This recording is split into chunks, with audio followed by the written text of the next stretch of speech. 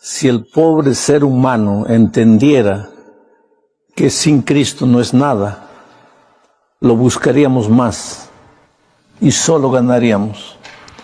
A veces en esta vida sufrimos porque luchamos solo, porque en cada momento, en lugar de colocar la vida en las manos de Dios, tratamos de vivir como caballitos salvajes, cada uno corriendo por su lado, y solo nos acordamos de Dios cuando todo va mal, cuando no sabemos qué hacer. Pero qué bueno es Jesús, que está siempre dispuesto a recibirnos. Vamos a orar. Padre amado que estás en los cielos, vamos a abrir tu palabra una vez más. Y por favor, Señor, háblanos. No queremos leer una historia simplemente que quede allá registrada en el pasado.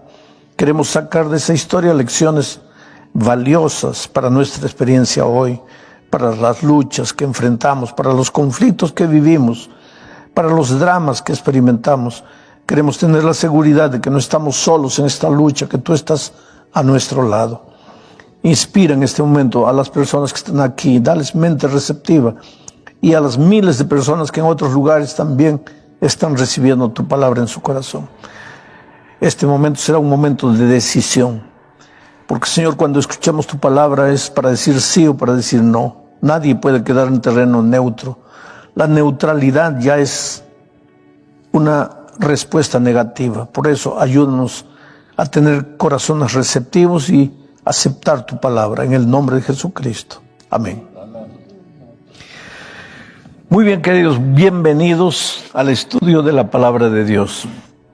Estamos estudiando milagros que Jesús operó, y estamos tratando de sacar lecciones de esos milagros.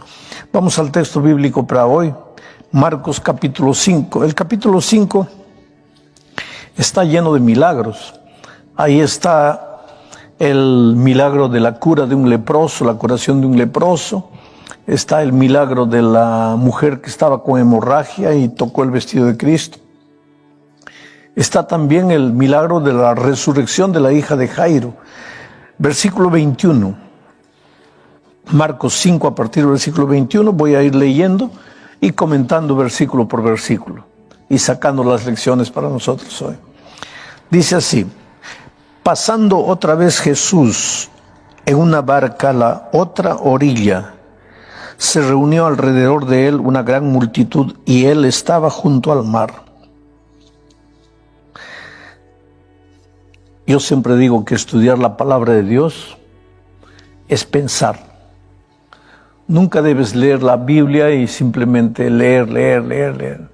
Hay que pensar en cada palabra, porque cada palabra, cada versículo tiene mucho mensaje. Los médicos dicen que cuando nosotros comemos la comida, tenemos que masticar por lo menos 34 veces. Ahora yo no sé quién de ustedes coloca la comida y se pone a contar. 1, 2, 3, 34. Hay otro bocado, 34. Yo por lo menos no lo hago. Pero los médicos tienen una explicación. ¿Por qué hay que masticar 34 veces cada bocado de comida? Porque Dios nos ha dado saliva. Y la saliva no es para escupir al hermano. La saliva es para que cuando tú coloques la comida y masticas, a la vez que con los dientes desmenuzas la comida, mezclas la comida con la saliva. Y cuando la comida entra a la barriga bien mezclada con saliva, la digestión es mucho más saludable. Y tienes bonita piel, tienes buena salud, tienes todo. Entonces masticar te hace bien. Pero nosotros vivimos en un mundo tan corrido que parecemos gallos, ¿no? Toc, pac, pac, pac, pac. Eso no es comer, eso es tragar. Comer es masticar. Y con la palabra de Dios la misma cosa. No hay que tragar la palabra de Dios, hay que masticarla, cada versículo masticar. Por ejemplo, en este primer versículo, pasando otra vez Jesús en una barca a la otra orilla, se reunió alrededor de él una gran multitud y él estaba junto al mar. ¿Qué podemos aprender de este versículo? Esto es interesante, hay que pensar. Dice, pasando otra vez Jesús en una barca a la otra orilla. ¿Por qué pasó en la barca a esta orilla? Porque había estado en la otra orilla. Y antes de estar en esta orilla ¿dónde había estado? En la otra ciudad. Y antes de estar en esa ciudad, en la otra ciudad. Entonces Jesús fue de esa ciudad, a la otra ciudad, a la otra ciudad, a esta orilla, a la otra orilla, a la otra ciudad, a la otra ciudad. ¿Qué nos dice eso? Que la vida de Jesús fue una vida de peregrinaje. Que Jesús no tenía casa. Que Jesús no tenía un lugar fijo. Y un día te acuerdas que él dijo, las zorras tienen cuevas, los pajaritos nido, pero el Hijo del Hombre no tiene dónde reclinar su cabeza. En los 3 años de ministerio en esta tierra, Jesús nos enseñó que la vida del cristiano es una vida de peregrinaje. Ustedes salieron de Guatemala, la mayoría de ustedes, y vinieron a este país con el famoso sueño americano. Nosotros no tenemos que tener sueño americano, nosotros tenemos que tener sueño celestial, porque nuestra verdadera casa no está aquí en Estados Unidos, nuestra verdadera casa está en el cielo. Somos peregrinos, estamos caminando, y en este mundo de dolor, de miseria, nos van a despreciar, nos van a cerrar las puertas, nos van a hacer muchas veces sentir inferior por causa de nuestra raza. Esa es una realidad de esta vida, querido. Yo tengo casi la misma raza que ustedes. Y yo he sentido en carne propia a lo largo de mi vida que mucha gente por causa de mi raza me hace sentir como que inferior. Claro que el cristianismo me ha devuelto la autoestima. Eso es lo que el Evangelio hace. El Evangelio hace que tú te mires en el espejo y no digas, soy feo, mira. No, te miras en el espejo y soy un hijo de Dios. Soy un príncipe del reino. Que puedo ser bajito, que puedo ser moreno, eso no es problema. Yo soy un hijo de Dios. El Señor Jesucristo murió en la cruz del Calvario. Y si yo no valiese nada, Él no habría muerto. Ahí está, mi valor no se mide por mi tamaño, no se mide por mi título doctoral que tenga o que no tenga, no se mide por cuánto dinero tengo, cuántas casas tengo, cuántos carros tengo, no se mide por el color de mi piel, si soy bonito, si soy feo, si soy gordo, si soy flaco. Mi valor se mide por la sangre de Jesús. La sangre se derramó por mí, entonces debo valer alguna cosa.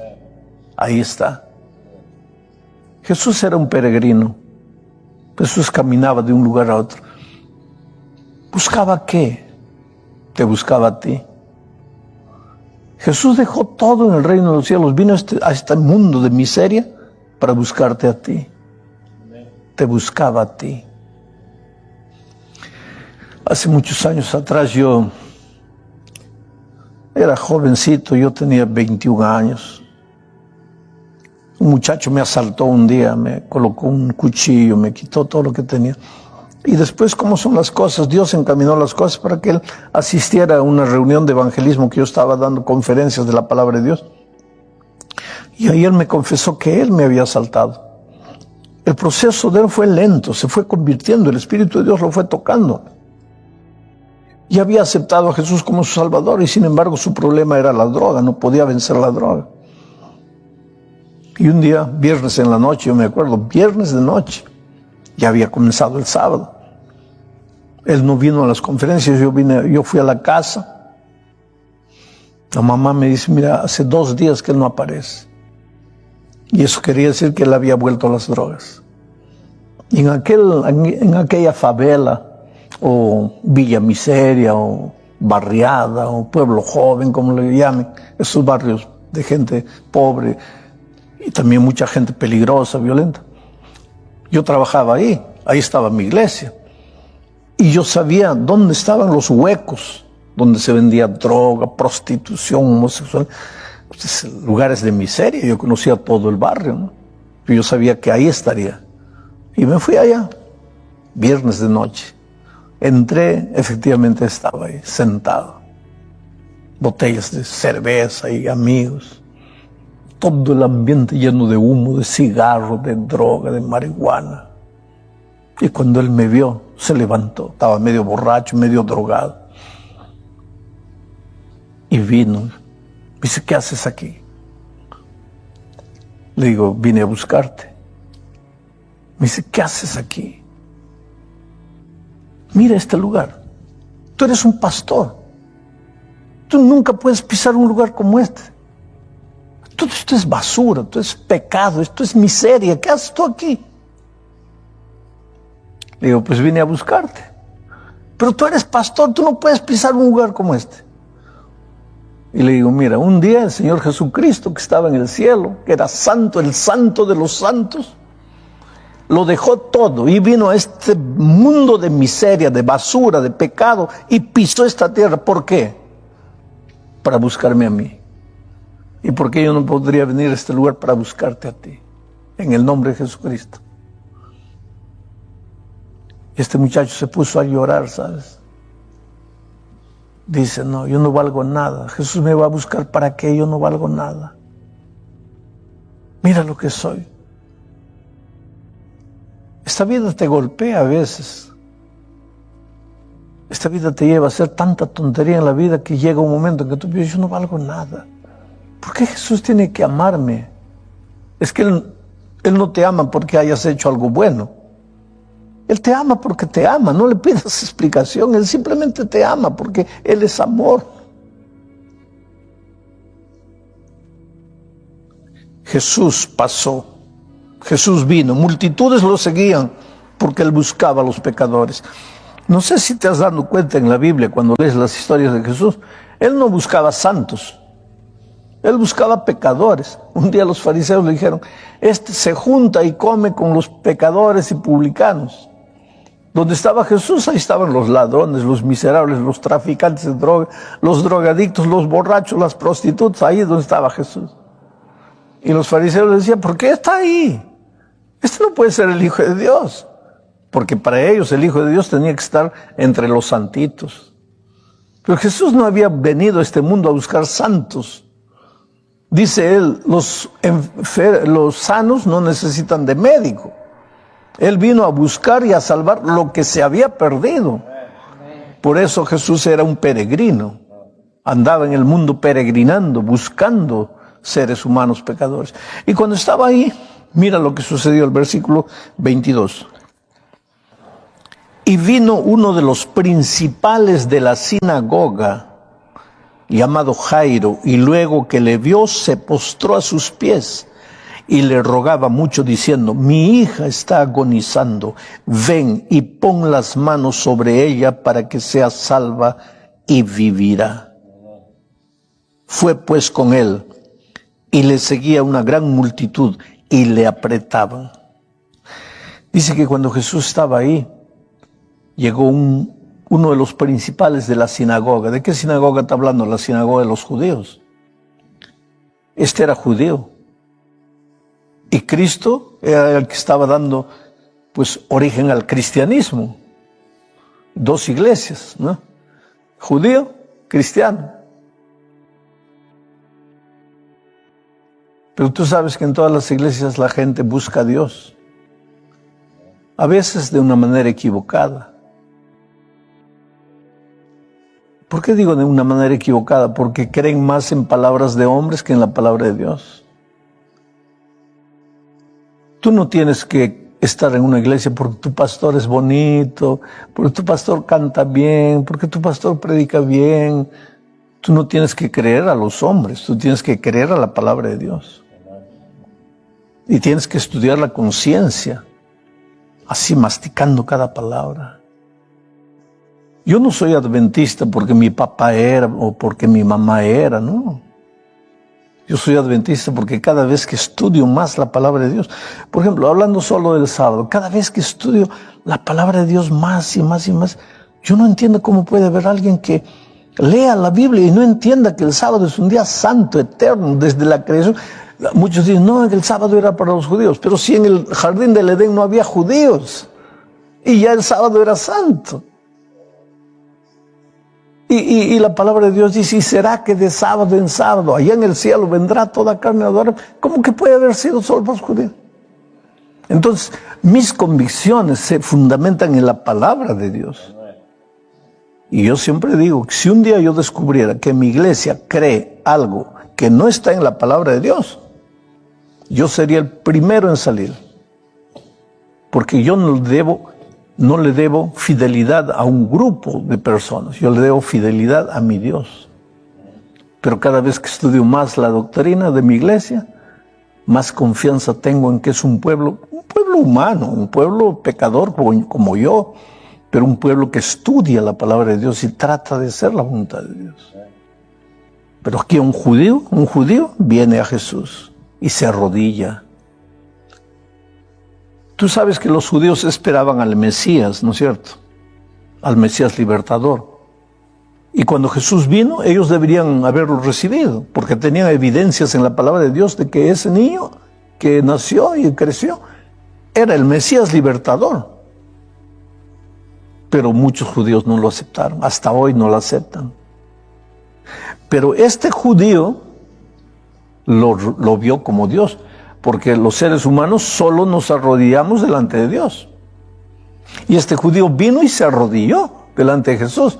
Entonces, con ese arrodillarse, estaba reconociendo, tú eres mi Dios, yo te reconozco, tú eres mi Dios. Y más, ¿qué es lo que le dijo?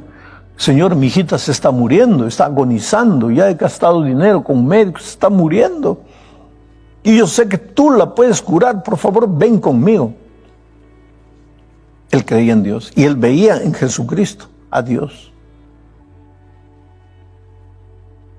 Pero cuando Jesús estaba yendo con él, ahí entra el versículo 23, aparece esa mujer que tenía hemorragia, ¿te acuerdas? Que le tocó el vestido. Y yo he estudiado en otra reunión como esta, no voy a repetir eso ahora. Jesús se detuvo ahí a curar a la mujer y eso, en fin, el diálogo con la mujer, quién me ha tocado el vestido y todo. ¿Y dónde estaba Jairo en ese momento? El judío, ¿dónde estaba? Cuando Jesús estaba yendo con Jairo, estaba para la casa, para curar a la hija. Pero apareció la mujer, le tocó el vestido y él preguntó quién me ha tocado. Jairo, ¿dónde estaba? A ver, ¿qué piensan ustedes? ¿Dónde estaba Jairo? No necesitan pensar mucho para responder. A ver tú, ¿dónde estaba Jairo? Estaba ahí al lado, al ladito. ¿Y qué estaría pensando mientras Jesús estaba curando a la mujer, aparentemente perdiendo tiempo, ¿no? Porque la hija estaba agonizando y Jairo estaba al lado. ¿Qué estaría pensando? ¿Qué pensarían ustedes en lugar de Jairo? ¿Qué pensarían? Dice, no me entiende. Esa mujer puede esperar, ya estuvo 12 años enferma, puede esperar un día más, pero mi hija está muriendo. Este señor no me entiende. Porque así somos los hombres, ¿no? Lo que queremos, lo que pedimos, queremos que ya en la hora.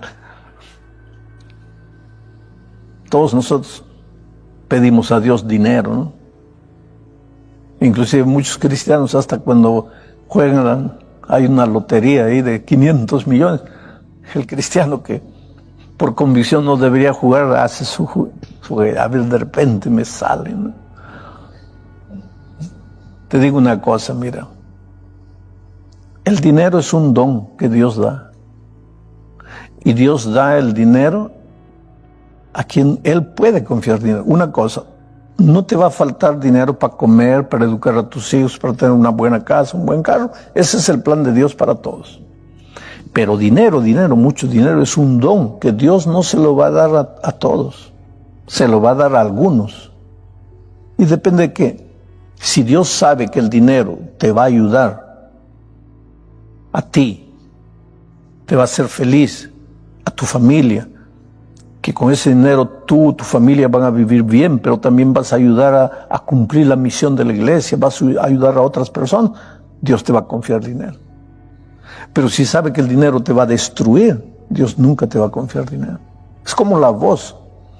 Yo conozco chicas lindas, una voz linda, cantaban en la iglesia cuando eran adolescentes, alabando a Dios. Hoy día tan grandes fuera de la iglesia, y la desgracia fue la voz.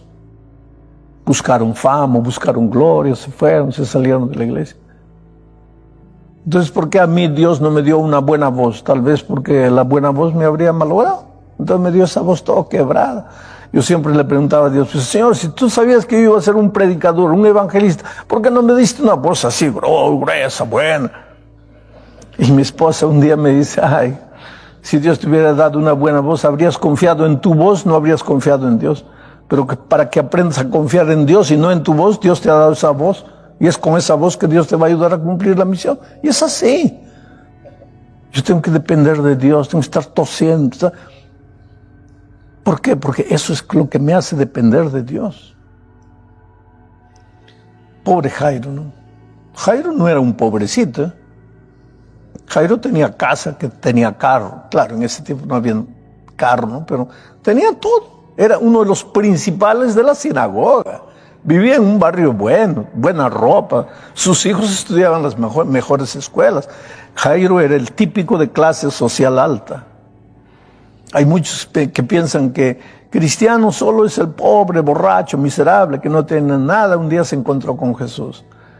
No, yo conozco políticos prominentes que un día se entregaron a Jesús y dejaron la política. Y un político de esos que dejó la política, un día me dijo, mire, pastor, yo dejé la política, yo podría hasta llegar a ser presidente de la República, pero dejé todo.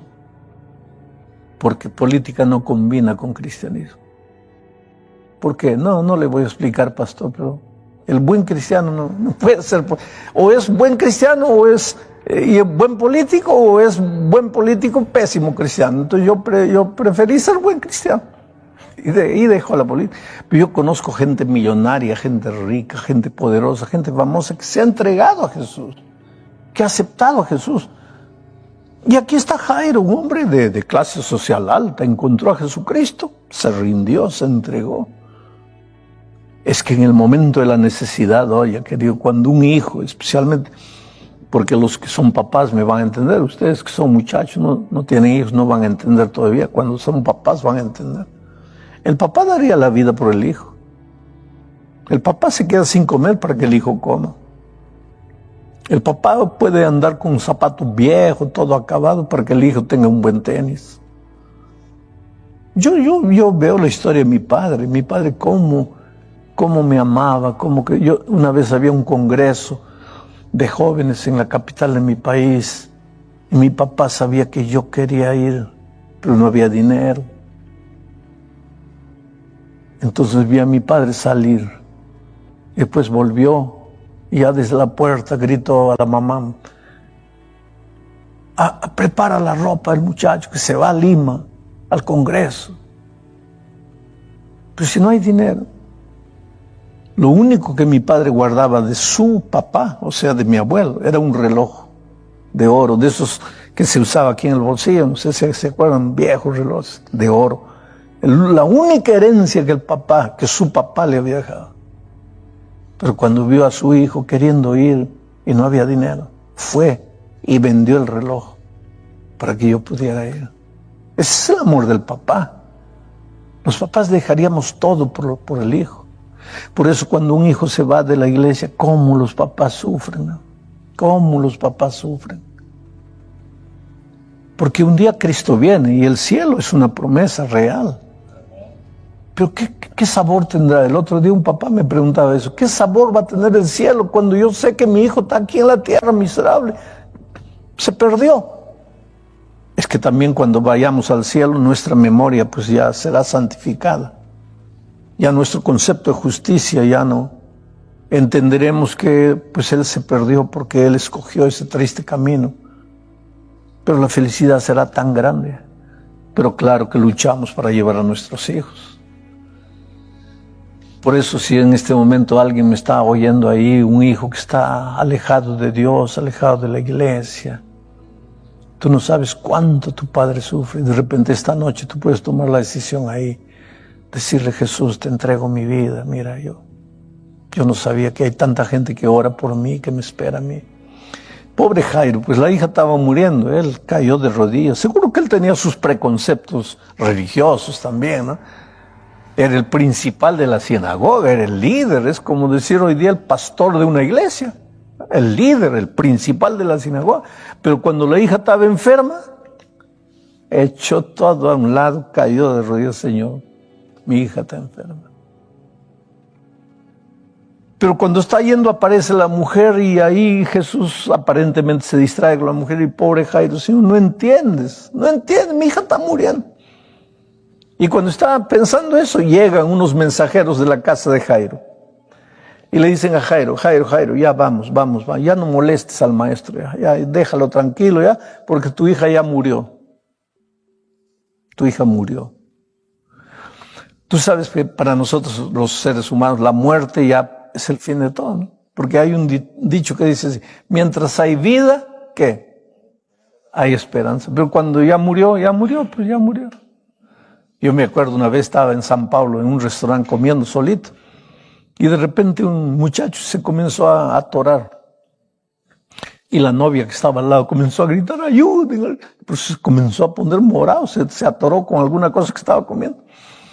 Ahí yo vi como la gente, vino uno, le metió el tenedor ahí para querer sacarle ahí, ayudarlo, ¿no?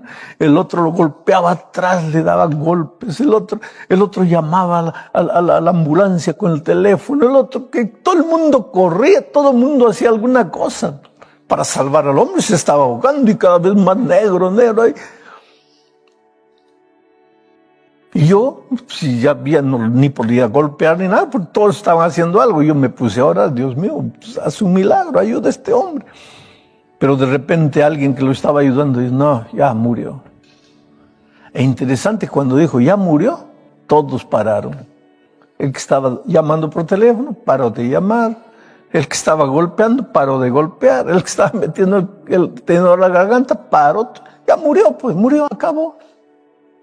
Así somos los hombres. Murió. Entonces cuando vinieron los mensajeros le dijeron, Jairo, ya no lo molestes, ya murió.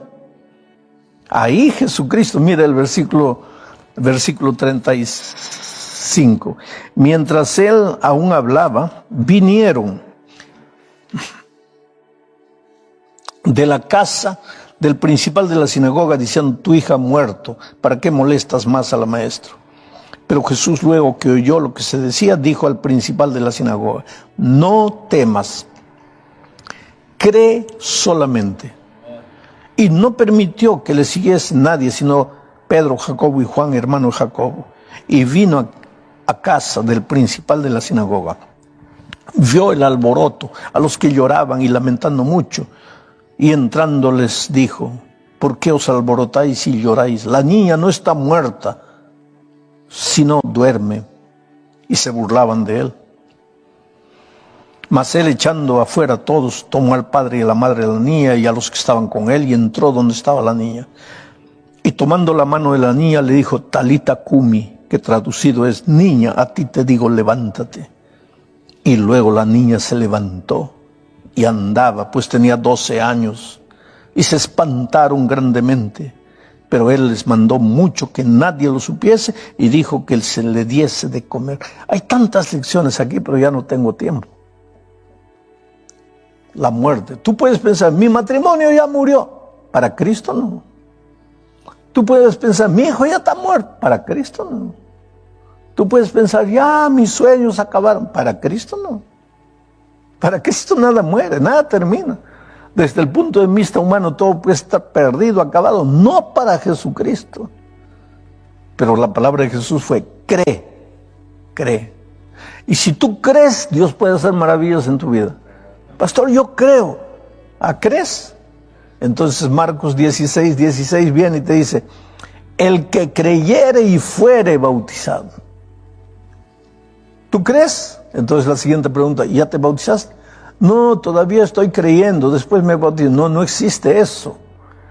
El versículo para nosotros en español dice, el que creyere y fuere bautizado. Pero en griego es, el que creyere siendo bautizado. O sea, para Dios creer es bautizarse. No te bautizas, no crees. ¿Tú crees que para Dios creer es, sí, yo creo? No. Bautízate. Creer es bautizarte, porque creer es acción. El mayor momento de creer es el bautismo, porque ¿qué pasa en el bautismo? Tú te entregas en las manos del pastor. El pastor ahí es un símbolo de Jesucristo, No es Jesucristo, es un pobre pecador como cualquiera, pero es un símbolo de Jesucristo. En el momento que tú te entregas a la mano. ¿Y qué hace el pastor? Te sumerge al agua y tú te dejas sumergir, ¿no es cierto? Tú crees, tú confías, pero ya te imaginas qué pasaría si el pastor te sumerge y decide no levantarte. ¿Qué pasaría? Te mueres. Pero tú crees, tú confías que Él te sumerge y ahora te va a levantar. Tú crees, por eso es el que creyera y fuera bautizado. Porque el bautismo es el ejercicio de la fe. Entonces, si no te has bautizado, todavía no has creído. Y cuando tú crees, ahí, al que cree, todo es posible. Y Jairo creyó y su hija resucitó. Hace muchos años nació un niño en la casa de un pastor. Y ese muchachito, pues, mirando la vida de su padre, un pastor, seguramente en su corazoncito también dijo así, yo también voy a ser pastor. Porque ya te has dado cuenta cómo los hijos quieren ser iguales a los papás, ¿no? El hijo del chofer de camión dice, cuando yo crezca voy a ser chofer de camión.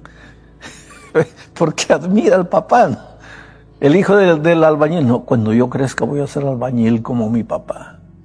Yo tengo un hijo abogado, su hijo abogado, voy a ser como mi papá. Y el hijo de un pastor, pues yo voy a ser un pastor. Pero la vida tiene sus cosas, ¿sabes? Y hay otra cosa, a veces cuando nacemos en la iglesia, pensamos así, bueno, pues ya nació en la iglesia, está en la iglesia, pero no es verdad. Tú puedes haber nacido en la iglesia, pero no has nacido en el reino de Dios. Una cosa es nacer en la iglesia porque tu papá es de la iglesia, pero eso no quiere decir que has nacido en el reino de Dios. El reino de Dios es conversión, es transformación. El que es un borracho, está perdido, acabado en la vida, un día se encuentra con Cristo, se bautiza, ese puede decir, yo estaba perdido, pero me encontré con Cristo aquella noche que estaba ahí en la calle borracho. Pero el que ha nacido en la iglesia puede decir, tal día yo me convertí. No, porque nació y creció en la iglesia. Y este era el caso de este muchacho. Nació, creció en la iglesia, quería ser un pastor, pero por esas cosas de la vida, pues a los 13, 14 años se juntó con amigos. Y aquí hay jovencitos, mira, los amigos te llevan para el mal o te llevan para el bien. Y generalmente los amigos vienen, saben hacerla, ¿no? Es que tú no eres hombre si no fumas, tú no eres hombre si no tomas, tú no eres hombre si no usas esto, no usas aquello. Y pues los niños viven en esa etapa de la vida en que quieren ser aceptados. Y este muchacho se metió a las drogas, comenzó a fumar, a beber, y era una vida triste. Lo peor, el papá pastor no sabía, la mamá, una buena mujer de Dios, no sabía. Ellos sabían que algo pasaba con el hijo, pero no sabían los detalles de la vida. Y este muchacho estaba perdido completamente. Hasta que un día levantó los ojos al cielo y dijo, Dios mío, todo el mundo cree que yo soy bueno.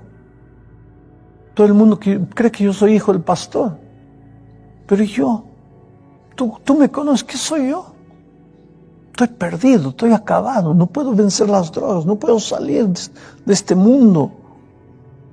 Oh Dios mío, haz un milagro en mi vida, por favor, haz un milagro.